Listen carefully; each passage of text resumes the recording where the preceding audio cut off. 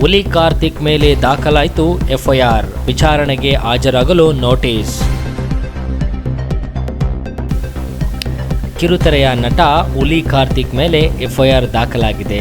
ಜಾತಿ ನಿಂದನೆ ಮಾಡಿದ್ದಾನೆಂದು ಕೇಸ್ ದಾಖಲಾಗಿದೆ. ಸಮುದಾಯವೊಂದನ್ನು ಹೀಯಾಳಿಸುವ ರೀತಿಯಲ್ಲಿ ಮಾತನಾಡಿದ ಆರೋಪ ಅವರ ಮೇಲೆ ಕೇಳಿಬಂದಿದೆ. ಹುಲಿ ಕಾರ್ತಿಕ್ ಕಿರುತೆರೆಯ ರಿಯಾಲಿಟಿ ಶೋನಲ್ಲಿ ಗೆದ್ದು ಹಿರಿತೆರೆಯಲ್ಲಿ ಮಿಂಚುತ್ತಿದ್ದಾರೆ.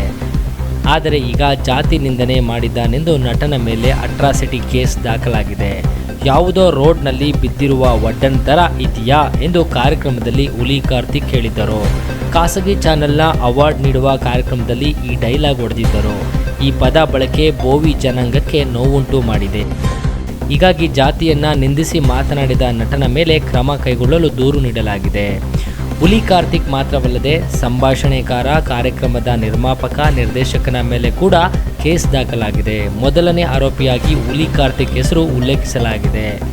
ಲೋಕೇಶ್ ಎಂಬುವವರು ದೂರು ನೀಡಿದ್ದಾರೆ. ಅನ್ನಪೂರ್ಣೇಶ್ವರಿ ನಗರ ಪೊಲೀಸ್ ಠಾಣೆಯಲ್ಲಿ ದೂರು ದಾಖಲಾಗಿದೆ. ಕೆಂಗೇರಿ ಉಪವಿಭಾಗದ ಎಸಿಪಿಯಿಂದ ವಿಚಾರಣೆಗೆ ಹಾಜರಾಗಲು ಕಾರ್ತಿಕ್ಗೆ ನೋಟಿಸ್ ನೀಡಲಾಗಿದೆ.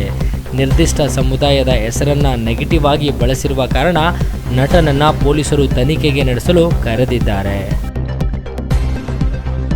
ಮುಂದೆ ಏನಾಗುತ್ತೆ ಅಂತ ಕಾದು ನೋಡಬೇಕಾಗುತ್ತೆ. ಮತ್ತಷ್ಟು ಸುದ್ದಿಗಳಿಗಾಗಿ ನೋಡ್ತಾ ಇರಿ ಪಬ್ಲಿಕ್ ನ್ಯೂಸ್ 24x7. ಇದು ಸತ್ಯದ ಧ್ವನಿ.